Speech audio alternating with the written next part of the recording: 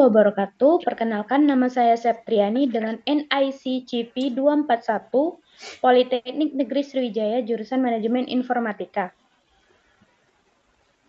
Halo, perkenalkan, saya Suryaningsi dengan NIC CP 242 dari Universitas Pembangunan Nasional Veteran Yogyakarta, Program Studi Sistem Informasi.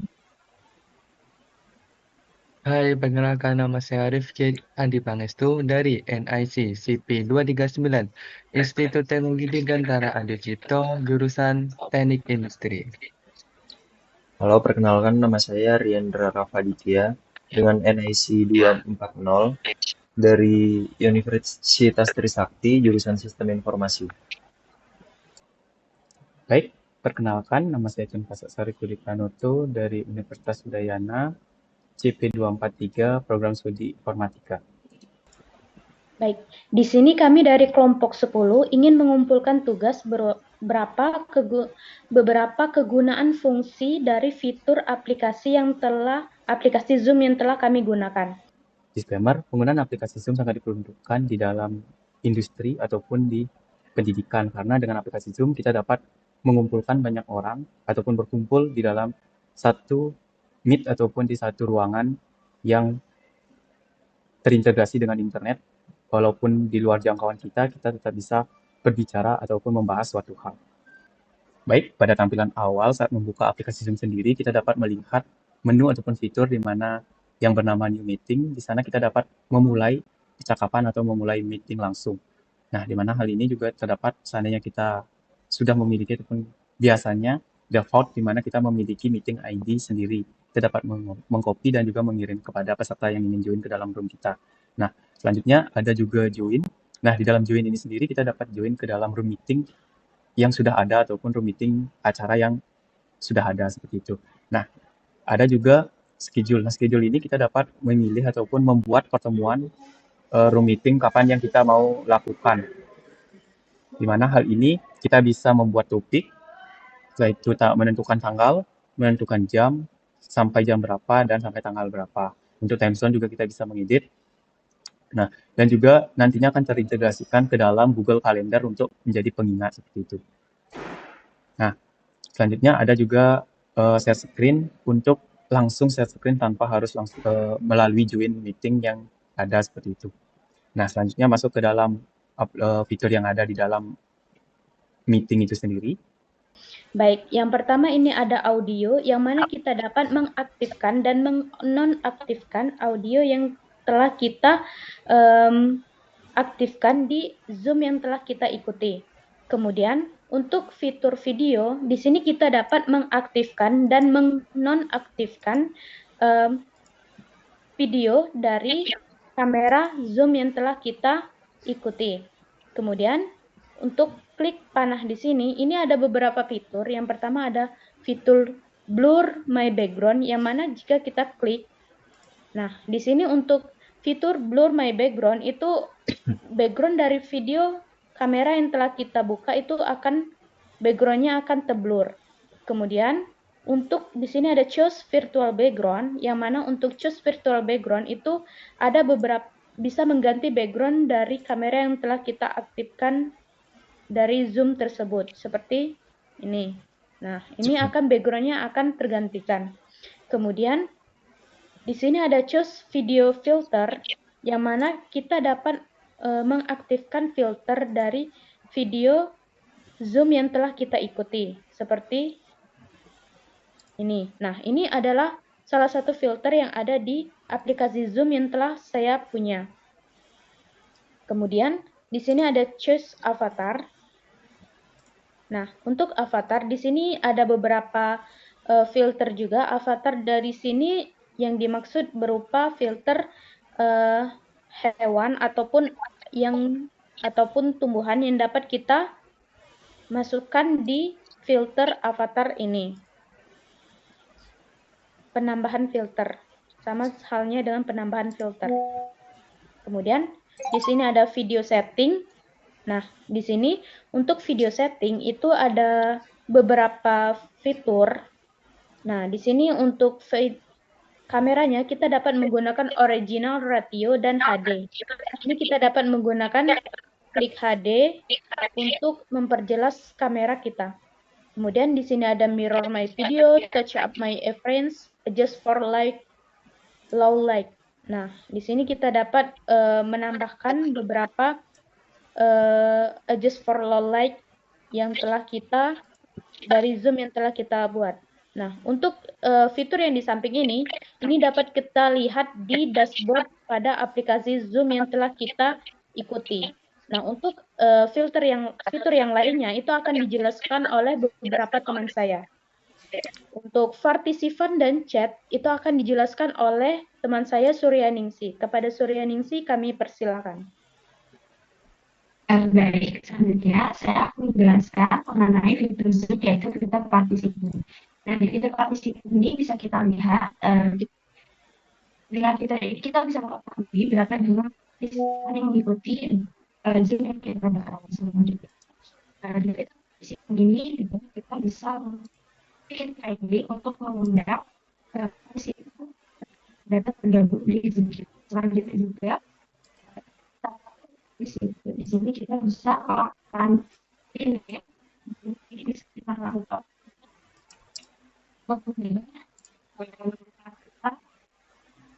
tampilan Zoom kita. Oke, selanjutnya di sini juga terdapat pin. Nah, pin ini digunakan untuk mengopil bicara atau orang tertentu. Selanjutnya, setelah fitur partisipan, terdapat juga fitur chat. Untuk chat ini terdiri dari dua jenis. Kita bisa melakukan chat everyone atau ke semua orang.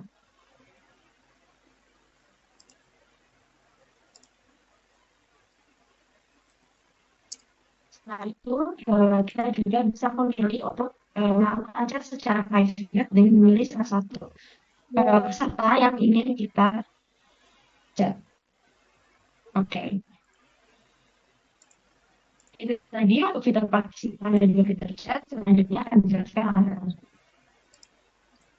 Oke, baik. Di sini ada fitur react. Jadi react itu untuk mereaction pembicara tanpa harus berbicara. Misal seperti Surya tadi berbicara, kita bisa ngasih clap, tepuk tangan, atau kita bisa ngasih tanda oke.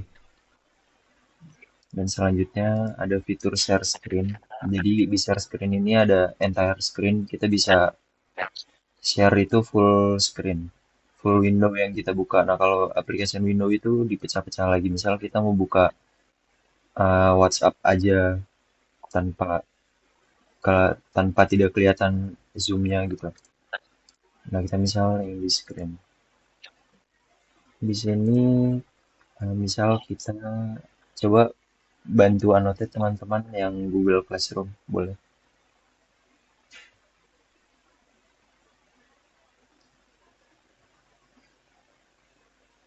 Oke, di sini bisa. Di sini juga ada fitur annotate ya. Annotate itu buat jadi kita bisa nyoret-nyoret di share screen itu sendiri.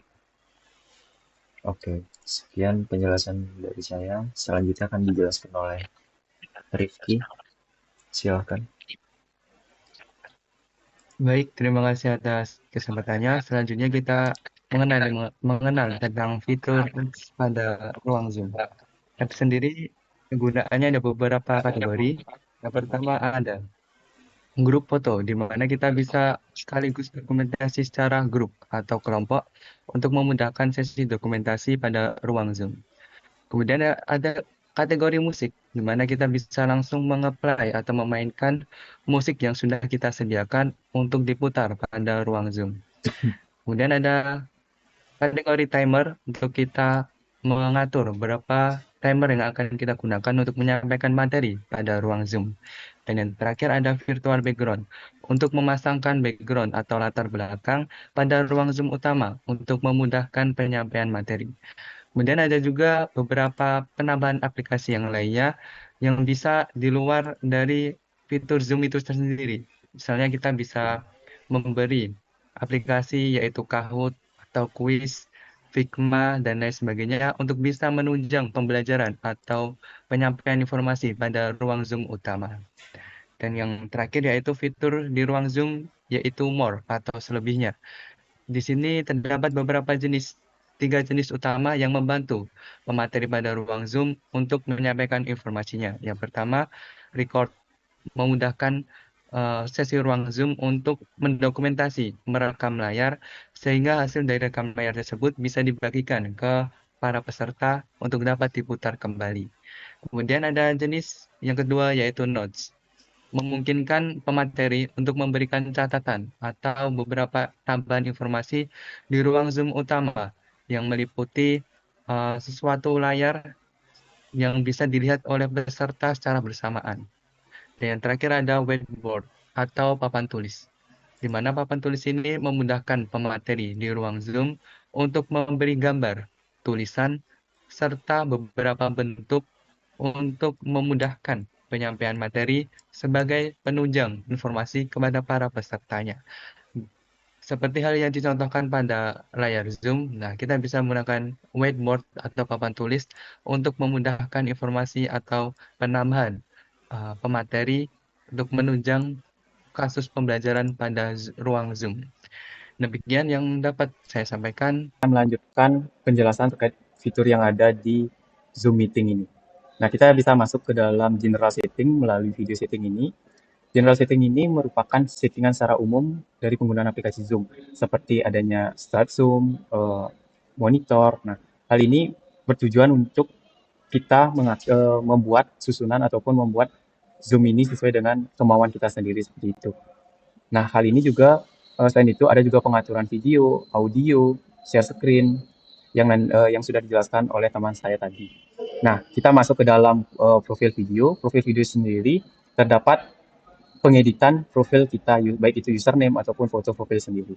Nah, hal ini juga menampilkan akun yang sudah masuk di dalam Zoom ini sendiri berada di laptop ataupun di HP seperti itu. Nah, recording ini memiliki penjelasan terkait di mana sih penyimpanan nantinya setelah kita melakukan record akan disimpan di PC kita ataupun di laptop kita di laman ataupun di dalam file folder yang sudah ada seperti itu. Nah, selain itu kita akan melihat juga fitur view. Nah, beberapa fitur view ini juga dapat menampilkan terkait speaker view, kita dapat melihat siapa yang berbicara, galeri view, melihat semua anggota yang ada, dan ada juga immersive. Immersive ini berfungsi untuk menampilkan forum yang tampilan secara baru ataupun lebih menarik seperti itu. Dapat dilihat jumlah person atau orang yang bisa masuk ke dalam forum ini ada 5 orang, 25, 2 orang seperti itu sesuai dengan kebutuhan kita sendiri. Nah, di sini saya juga menggunakan 2 akun yang akan join nantinya ke dalam Zoom Meeting. Nah, dapat dilihat nantinya saat kita sebagai host ataupun sebagai pembuat acara dalam penggunaan aplikasi Zoom sendiri, kita dapat melihat peserta yang ingin masuk ke dalam room kita. Dapat dilihat seperti notif di atas, maka akan muncul notif apakah kita akan menerima atau menolak dari permintaan itu. Nah, misalnya kita menerima, maka peserta akan langsung masuk ke dalam room kita sendiri. Nantinya juga kita dapat mengubah daripada nama pengguna ataupun peserta dari Zoom ini dan juga menjadikan mereka sebagai host seperti itu. Nah, kita juga dapat menginvite orang-orang lain seperti ini, kita dapat mengcopy link ataupun kita dapat menambahkan nomor HP ataupun email yang ada seperti itu. Nah, seperti tadi yang saya jelaskan di view, di immersive ini seperti kita lihat, seandainya saya menggunakan Deep Cafe itu dengan 2 orang, akan terlihat tampilan seperti ini. Jadi kita akan menampilkan tampilan antar muka yang person antara 2 orang atau bahkan mungkin yang memilih 5 orang ataupun 25 orang seperti halnya di dalam dunia nyata kita melihat dalam sebuah kelas seperti itu. Baik, mungkin itu saja penjelasan terkait beberapa fitur yang ada. Sekian, terima kasih. Baik, inilah hasil beberapa fungsi fitur yang telah kami jelaskan. Semoga kita semua dapat menambah wawasan kita dalam penggunaan aplikasi Zoom yang telah dibuat oleh sebuah perusahaan tersebut. Baik, inilah hasil dari tugas kami. Apabila ada perkataan yang salah, kami mohon maaf. Kami akhiri dengan ucapan wassalamualaikum warahmatullahi wabarakatuh. Waalaikumsalam warahmatullahi wabarakatuh. Terima kasih.